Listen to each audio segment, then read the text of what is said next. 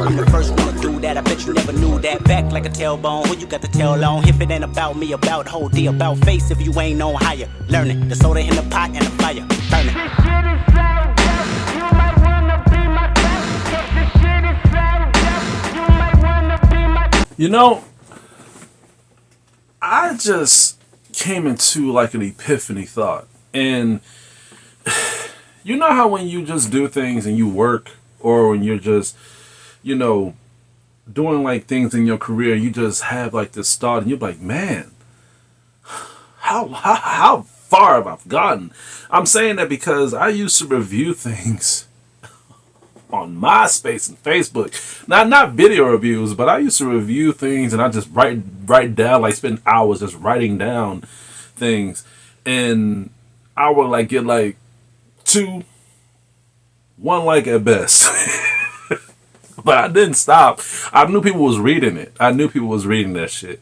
It amazes me how far I've gotten now. I'm not saying I'm getting like 50 or 1,000 views and likes. It's just I'm a very patient person when it comes to these type of things. And yeah, I'm just having that epiphany right now. Anyway, Lila is a 2009 German film starring Daniel Brühl and Hannah Herspring. An awkward waiter finds himself in love with an unknown woman, and in order to impress her, he comes across a manuscript and claims it as his own work. But complications arise when the true author appears and confronts him. I thought this movie was a very good treat for me. I thought it was fantastic. Now, I came across this movie in a weird way. And when I was trying to watch it, they didn't have this movie anywhere. It wasn't on Amazon Prime Video. I couldn't buy it on eBay. It was in no streaming websites at all. I was like, what the hell? How the hell can I watch this film? But you know, when weird things happen, then that's when more weirder things is a solution to your problems. And then that was when I found out that Lila is on YouTube. Not on YouTube video where you have to fucking buy the film, but no, you go on youtube.com, you type down Lila full movie and it's there. You can watch the movie absolutely free.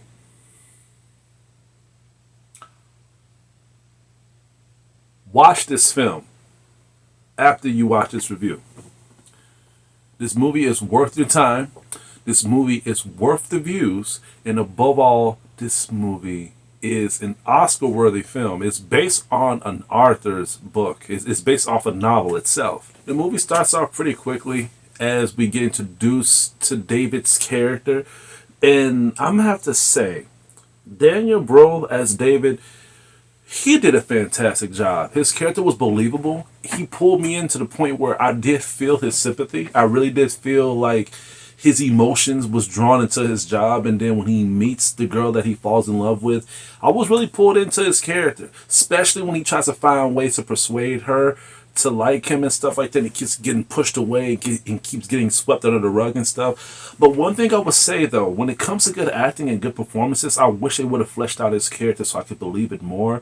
I wish they would have shown us more of his acting ability when it comes to him being in the waiter, in the bar and stuff. Him just interacting with other people and just how people was treating him and stuff like that, so I could feel more of his character and so I could see more of Daniel's acting. I won't say it's wasted potential, but at the same time, I feel like the potential could have been more fleshed out and more fluid to the point where it could have been an Oscar-worthy masterpiece, not just by the film itself, but just by his performance. Hannah Herspring as Marie, she did a great job as well. Now, same thing. I wish that her performance was great. I wish her performance was more fleshed out. Her performance was great. Her performance was fantastic. But at the same time, it felt like this film was more focused on the futuristic gestures of how these two are going to conduct themselves when he does become an author and he uses someone else's work for his own fame and, for him to find love. But I feel like it would have been more warranted if these two characters had their own backstories more fleshed out. So when they do meet each other, then we could have believed it more. So it's a flaw in my opinion, but at the same time, it kind of won me over of what was ahead of us instead of what could have been behind us and what we were seeing already. But at the same time, Hannah, she was the character that uplifted Daniel a lot.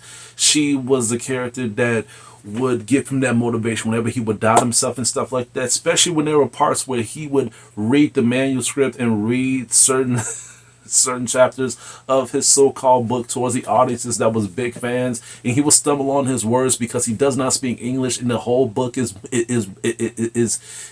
the subtitles is in English and stuff. So he would stumble, he would have a hard time saying and pronouncing the words and stuff, and I thought it was pretty hilarious. The movie's strength is the humor and the aspect of you getting pulled in by these characters struggling scenes as well. So I thought that the strength of what they want to deliver us was done perfectly, in my opinion.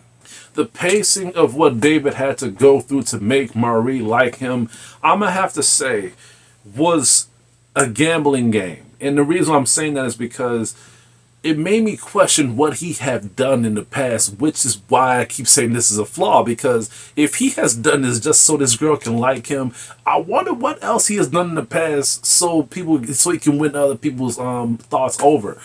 But by him like finding someone's journal, finding someone's manuscript and then claiming it as his own, and then him getting fame and fortune from it, I was like, damn, that's a pretty big move. And I'm saying that because I'm a novel publisher. I make stories. So it's very scary for people to do stuff like this and then hope that no one would find out. But to be on the safe side, he did look up the information. He thought the guy was dead. He thought the guy was dead and gone, and people forgotten all about him. But right when he had his guard down and when he was signing autographs and stuff for the novel, then that was when his fame and fortune went to bite him in the ass. And that would be Henry Hupchin as Jackie, the main author of the novel. He shows up and confronts him and be like, and I liked that because as I was getting pulled in by the humor and the drama and a certain tension with the characters with Marie and David, they wanted to show more of the, I don't want to say fear, but the more of the heart-dropping aspect of just how things can fall apart so quickly when it takes you so long to build it up. And that was Henry's character. Now, I like his character. I like his imposement of his character. He doesn't really seem like a character that demands answers. He likes to play with people's emotions. So when he meets David, he tells him his name, and David just shits bricks. And he's like, holy shit, this is the real Arthur. But he tells him, look, calm down. Just calm down. And he's like, wait a minute, why you want me to calm down? Like, what do you want? And he's like, well, the question ain't what do I want? The question is, what do you want? So I'm just going to sit back and just let you have your fun. And at that point, I kind of knew what he was trying to do. Just mental manipulation. Fucking with your mind, And I like that about his character because when you begin to understand what he's doing, you want to know why he's doing it. And at the same time, is it going to pay off? So with Henry Hupchin's character as Jackie, I felt like his character was indeed well done, well put, and at the same time well executed in a way where when he shows up, I did not know when he was going to show up. He was like he was like a character that will stalk David right when things gets good with him, so he can keep the audience on his toes, and they have done that well here on Lila. Let's talk about the soundtrack. I didn't tell y'all the main reason how I ended up finding out about this film. Now, I listen to everything. I listen to a lot of music. I listen to a lot of underground music. And one of my favorite underground music genres is jazz, pop, R&B, and folkwave music. And they have that here. And this is the first time I have heard a soundtrack based on an underground group that I listen to called Jazz and Nova, on a movie called Lila. So when I was trying to find more songs from Jazz and Nova, they had the Lila soundtrack on iTunes. I was like, what the fuck is this? And they had a lot of tracks on here that I recognize that's on this album. That's on the soundtrack. Like Jazz and Nova, Thief, Clara Hill. And I'm like, holy shit, they got all these people up in this movie? As a soundtrack? And now, to be fair here, I enjoyed the film a lot. I did. But at the same time, when I was hearing the music in the background, especially when David was in the bar and I recognized the music, I was literally geeking out like a high school girl. I was like, oh shit, they're playing About You by Clear Hill. Oh shit, they was playing Home by Thief. I fuck with this movie. This movie's the best. I was literally geeking out.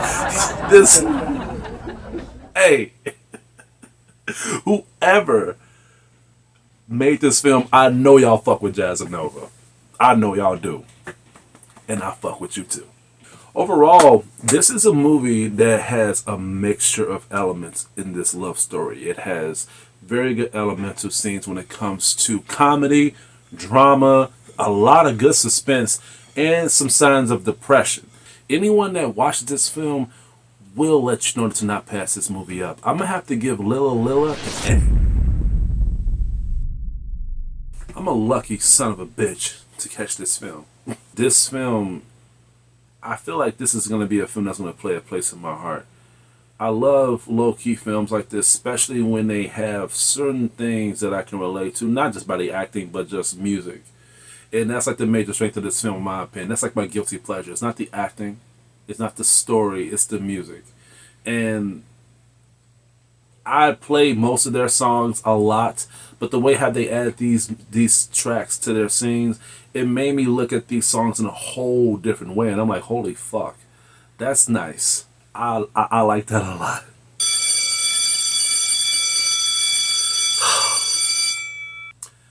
That's all I have to say for today. Please stay tuned for more of my upcoming reviews and videos headed your way. This is Hugo, your critic teacher, and you guys have a good day.